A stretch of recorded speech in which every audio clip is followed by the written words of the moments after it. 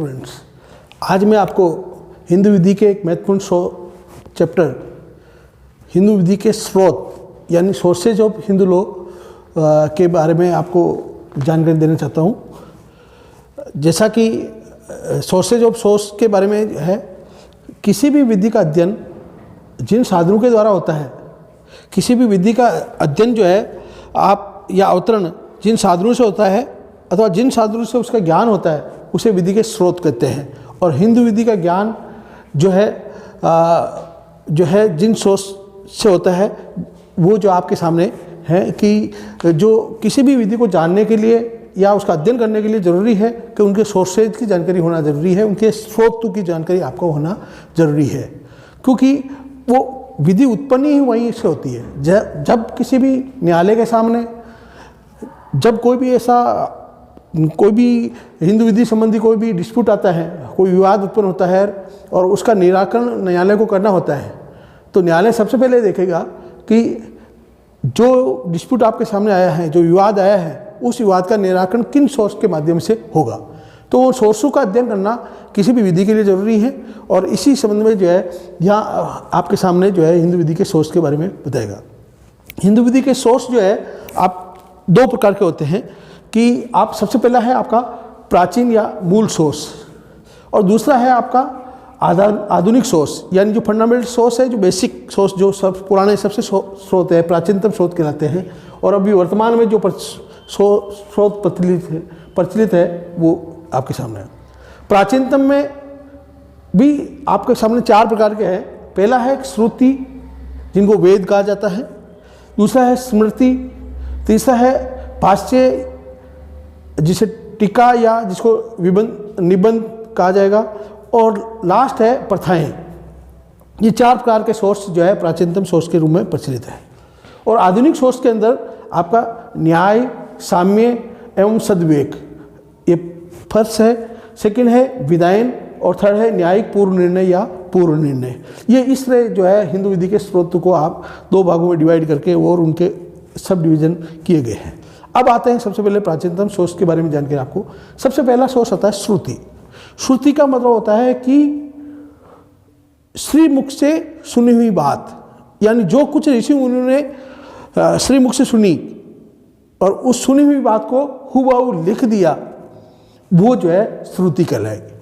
श्रुति जिसको अपन वेदों के नाम से भी जाना जाता है, यानी इस श्रुति के अंतर्गत जो वेद जो है, वेद में हिंदू विधि के अंतर्गत जो व्यक्तियों का रहन सहन, खान पान और वेशभूषा और संस्कृति, इन सभी बातों की जो जानकारी आपको श्रुति या वेदों से आपको प्राप्त होगी। कि हिंदू विधि का जो आज की तारीख में जो कल्चर है, भी अपन पहनते हैं कि पुरुष को कौन सी यूनिफॉर्म ड्रेस पहननी चाहिए, महिलाओं को कौन सी पहननी चाहिए, जो हिंदू विधि के संस्कार वगैरह है, जो जितने भी ये चीज़ें हैं संस्कृति के बारे में, संस्कार के बारे में, या जो हिंदू विधि के रहन सहन खान पीन के बारे में, कोई कौन क्या खाएगा, ये सारी जो बातें आपको वेदों में मिलती हैं। और इसलिए माना जाता है कि जो है अगर किसी व्यक्ति को वेदों की जानकारी है तो ये माना जाएगा वो हिंदू विधि के बारे में उनको संपूर्ण जानकारी है और हिंदू के ये चीज़ें। तो सबसे पहला सोर्स होता है कि वेदों में। तो जब न्यायालय के सामने कोई प्रश्न खड़ा होता है कि जो है एक हिंदू की जो है रहन सहन कैसा होगा, भी जैसे अपन हिंदू आज भारत के अंतर्गत अलग अलग जगह जो निवास कर रहे हैं और वहाँ अलग अलग एरिया के अंदर अलग अलग उनकी वेशभूषा है, खान पीन अलग अलग है। तो ये सब बातें जो है जब ऐसी कोई विवाद उत्पन्न होता है तो उसका निवारण वेदों के माध्यम से किया जाता है कि वेदों में क्या बात लिखी हुई है, श्रुति में क्या लिखी है। ये श्रुति मतलब एक बार मैं पुनः बता दूं कि जो श्री मुख से निकली हुई बात है, जो ऋषि मुनि ने जो कुछ सुना यानी ईश्वरीय वाणी, जो कहते हैं आकाशवाणी, जो ईश्वरीय वाणी है, और वो ईश्वरीय वाणी जो है लिख दी गई, तो ये श्रुति कहलाई। सेकंड सोर्स है आपका स्मृति। स्मृति का मतलब होता है कि सुनी, जो ऋषि मुनि ने जो कुछ सुना और उसका स्मरण करने के बाद उसको लिख दिया गया, तो वो स्मृति कहलाई गई। और स्मृति का जो है, स्मृति को जो है दो भागों में डिवाइड किया गया है कि पूर्व स्मृतियाँ और उत्तर स्मृतियाँ। पूर्व स्मृतियों में धर्मसूत्र, जिनको धर्मसूत्र भी कहा जाता है, और उत्तर स्मृतियाँ जिसको धर्मशास्त्र कह सकते हैं। तो ऐसे कई धर्मसूत्रकार और स्मृतिकार जो है उत्पन्न हुए हैं, जिन्होंने समय समय पर जो है स्मृतियाँ लिखी गई और जो है वो वो एक तरह से जो वेदों में जो बातें कही गई थी, वेदों में लिखी गई बातों को जो है स्मरण करने के बाद उन्होंने लिख दिया। अपनी तरफ से कोई भी तर्क या सिद्धांत उसमें नहीं जोड़ा गया। तो ये जैसे धर्मसूत्र अधिकांशतः गद्य में लिखे गए हैं और धर्मशास्त्र जो अधिकांश पद्य भाग में लिखे गए हैं। कुछ धर्म जो इसका जो ये धर्मसूत्रों का जो युग है लगभग 800 BC का है, 800 BC से 200 BC तक का है। और जैसे धर्मसूत्रकार है जैसे गौतम, बोधायन, वशिष्ठ, विष्णु, हरित वगैरह ऐसे हुए हैं। उसी प्रकार जो धर्मशास्त्र है, जो उत्तर स्मृतियाँ हैं, ये अधिकांशतः पद्य भाग में है तथा ये एक तरह से धर्मसूत्रों पर ही पूर्व स्मृतियों पर ही आधारित उत्तर स्मृतियाँ हैं। ये जो अधिकांशतः जो है आचार व्यवहार और प्रायश्चित के बारे में, इसके बारे में बताया गया है। और इसमें जैसे धर्मशास्त्र का जो हुए आपके याज्ञवल्क्य, गौतम, बृहस्पति, पाराशर, व्यास, वशिष्ठ वगैरह वगैरह ये सभी जो है हुए और इन्होंने समय समय पर कई जो है इसी स्मृति पे लिखी गई। फिर तीसरा सोर्स होता है आपका भाष्य या निबंध। अब देखो ये क्या होता है कि जैसा कि आपने दो सोर्स महत्वपूर्ण पढ़े, श्रुति और स्मृति। श्रुति मैंने बताया कि जो कुछ ऋषि मुनि ने सुना, जो ईश्वरीय वाणी है उनको जो है लिख दिया गया, तो वो ईश्वरीय वाणी श्रुति कहलाई। और ईश्वरीय जो कुछ सुनी हुई बात को स्मरण करके लिख दिया गया वो स्मृति कहलाई। और स्मृति के बाद जहाँ श्रुति और स्मृति में अगर किसी हिंदू विधि संबंधी विवाद का संबंधी समस्या का हल नहीं निकल रहा है तो ऐसी दशा में फिर जो है जो स्मृति में जो निर्धारित जो नियम थे, विधि के नियम और सिद्धांत थे, उनको जो एक तरह से इन्होंने जो स्मृतियां हैं, भाष्यकार जो जितने भाष्यकार हैं उन्होंने स्मृतियों की व्याख्या की और व्याख्या करने के बाद अपने तर्क और अपने काल की प्रथाओं और रूढ़ियों के आधार पर जो है उसमें उन नियम जो स्मृति में जो नियम दिए गए उन नियमों को रूपांतरित कर दिया।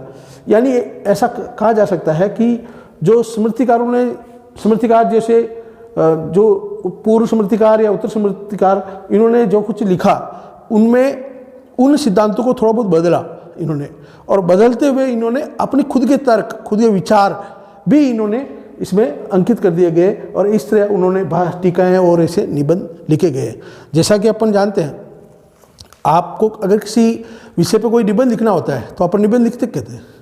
कुछ बुक्स पढ़ते हैं अपन, कुछ उससे रिलेटेड बुक्स पढ़ते हैं, उससे रिलेटेड व्यक्तियों से संपर्क करते हैं, अलग अलग सोर्स से अपन उसकी जानकारी जुटाते हैं और उसके बाद निबंध लिखते हैं।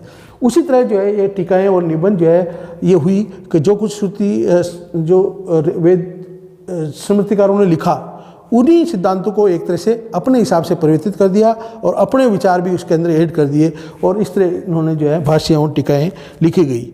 जो है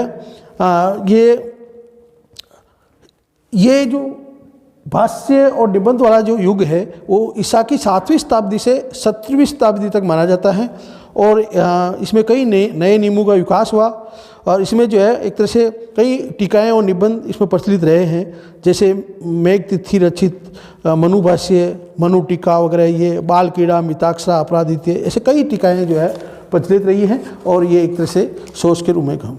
अब जो अंतिम बात आती है रूढ़ियाँ या प्रथाएँ, ये एक तरह से प्राचीनतम सोच में जो है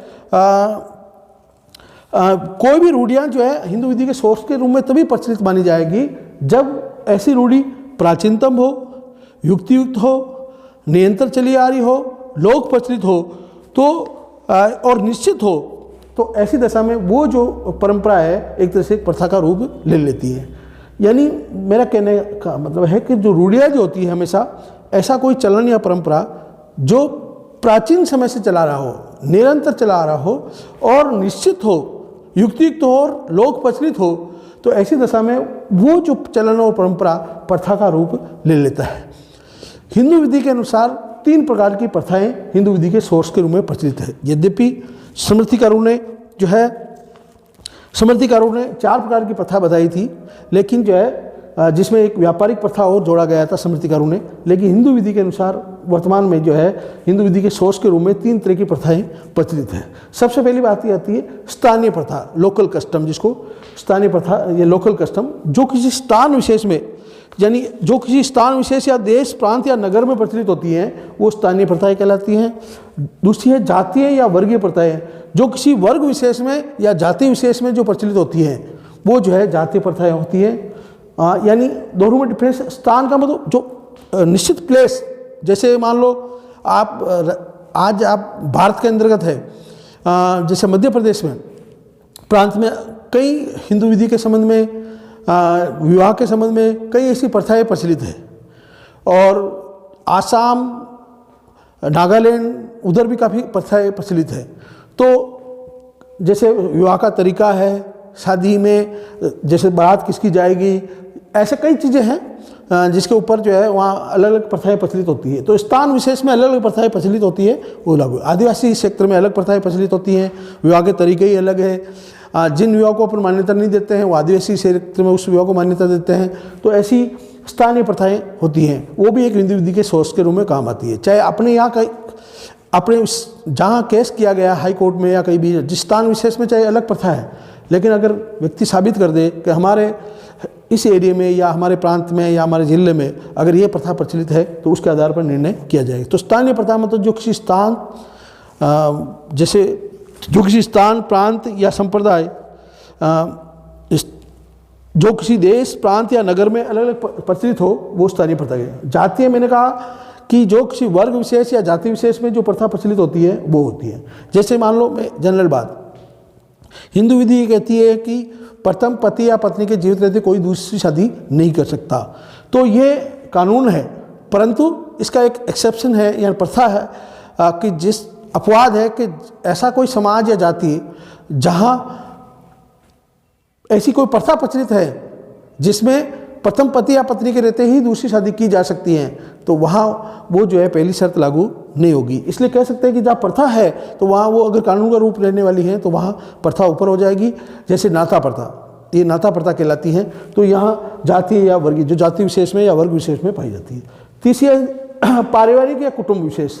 ये क्या होता है कि परिवार विशेष, यहाँ परिवार का मतलब है जैसे जो मठ होते हैं, महंत, जिसमें महंत वगैरह की प्रथा होती है, और ऐसे कोई जो है मठ या अन्य धार्मिक संस्थाएं होती हैं जो वहाँ कुटुंब, जो उत्तराधिकार के नियम अलग अलग होते हैं। सामान्य रूप से उत्तराधिकार में पिता के मरने के बाद उसका वरिष्ठ जो ज्येष्ठ पुत्र होता है वह उसका उत्तराधिकारी होता है।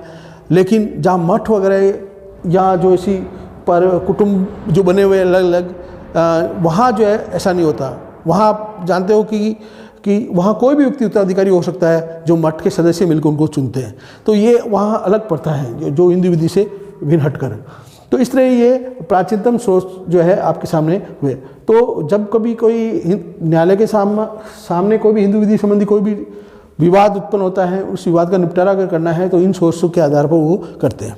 इसके अलावा अभी वर्तमान में जो सोर्स प्रचलित है, जो आधुनिक सोर्स जिसके नाम से मॉडर्न सोर्स जो है, वो सबसे पहला है न्याय, साम्य एवं सद्विवेक, यानी justice, equity and good conscience. ये जो है सबसे पहला जो आधुनिक सोर्स प्रचलित है। ये सोर्स ये कहता है कि अगर कोई नियम जो धर्म शास्त्रों में उल्लेखित नहीं किया गया है, यानी यूँ कह सकते हैं कि अगर किसी हिंदू विधि के विषय में के संबंध में कोई भी बात जो है विषय में जो है धर्मशास्त्रों में कोई व्यवस्था प्रदान नहीं की गई है, अर्थात जो स्मृतिकारों के में जो है उस हिंदू विधि के किसी विषय के संबंध में पारस्परिक विरोध है, और ऐसी दशा में जो है ना तो कोई नियम हो, तो ऐसी दशा में न्यायालय के सामने जब उस किसी विषय का निस्तारण करना हो, उनके पास सामने जब ऐसा समस्या आती है कि जो स्मृतिकारों में आपस में विरोध हो और ऐसी कोई निबंध, भाष्य, टीकाओं में जो भाष्य या टीका इसमें जो कोई बात लिखी गई है वो जो है एक तरह से परस्पर विरोधी हो, तो ऐसी दशा में जो है न्यायाधीश जो है, जो न्यायालय जो है एक ऐसा निर्णय करते हैं उस विषय पर जिसके अंदर वास्तव में जस्टिस नज़र आना चाहिए, इक्विटी भी हो और उसमें सद्विवेक नजर आओ, या दुर्भावना उसमें बिल्कुल नहीं होनी चाहिए। तो ऐसा एक मानवता के आधार पर एक फैसला किया जाता है। तो ये भी एक आधुनिक सोच के रूप में, जहाँ कोई ऐसी कोई विधि नहीं है किसी विषय के हिंदू विधि के किसी विषय पर जहाँ न तो कोई वेदों में कोई बात लिखी गई है, ना कोई स्मृतिकारों ने कोई बात लिखी उसके बारे में लिखी है तो विरोधाभास लिखी है, या ना कोई टीकाओं में कोई ऐसे सिद्धांत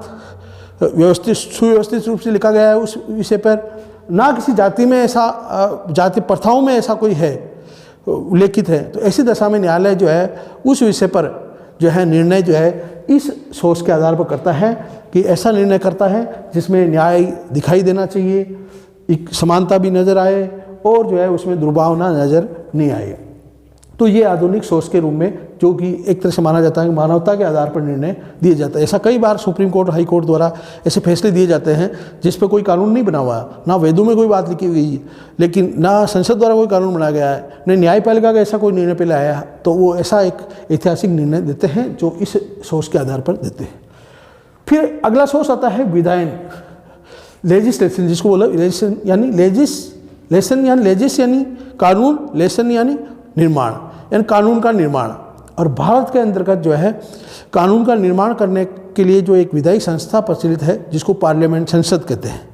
और समय समय पर हिंदू विधि संबंधी कई विषयों पर जो है समय समय पर जो पार्लियामेंट जो है कानून बनाती है, और वही कानून जो है न्यायपालिका जो है उस कानून से संबंधित कोई अगर विवाद हो तो उस कानून के माध्यम, उस संसद द्वारा बनाए गए कानून के आधार पर उसका निस्तारण करते हैं। जैसे विवाह के संबंध में बना हुआ है कानून संसद द्वारा, हिंदू विवाह अधिनियम 1955। दत्तक के संबंध में है हिंदू दत्तक एवं भरण पोषण अधिनियम 1956। उत्तराधिकार के संबंध में है हिंदू उत्तराधिकार अधिनियम 1956। उसी प्रकार गार्जियनशिप के बारे में है हिंदू गार्जियनशिप एंड हिंदू व्यवस्था एवं सुरक्षितता अधिनियम 1956। तो ऐसे कई समय समय पर कानून बनाए गए हिंदू विधि संबंधी कानून, जो कि एक तरह से अभी वर्तमान में जैसे लिव एंड रिलेशनशिप संबंधी जो है एक तरह से कोई कानून तो नहीं बना गया है, लेकिन जो है ये ऐसी न्यायपालिका का निर्णय है। तो ये एक विधायन भी एक हिंदू विधि का एक स्रोत के रूप में काम आता है कि जब कभी हिंदू विधि के किसी विषय संबंधी कोई विवाद हो और उस विषय पर अगर विधायिका द्वारा, संसद द्वारा अगर कोई कानून बनाया गया है तो उस कानून की धाराओं के आधार पर जो है न्यायपालिका जो है निर्णय करती है। तो ये भी एक हिंदू विधि के सोच, आधुनिक सोच के रूप में प्रचलित है। फिर जो अंतिम सोच जो है हिंदू विधि का वो है आपका न्यायिक पूर्व निर्णय एवं या पूर्व जो है न्यायिक निर्णय या पूर्व निर्णय। तो ये एक प्रेसिडेंट या जिसको वो कहते हैं, यानी जब किसी भी हिंदू विधि के किसी विषय के संबंध में, उस विषय के संबंध में ना तो कोई प्राचीनतम स्रोत में कोई बात उल्लेखित है, ना उसमें कानून बनाया गया संसद द्वारा, और तो ऐसी दशा में न्यायपालिका क्या करेगी?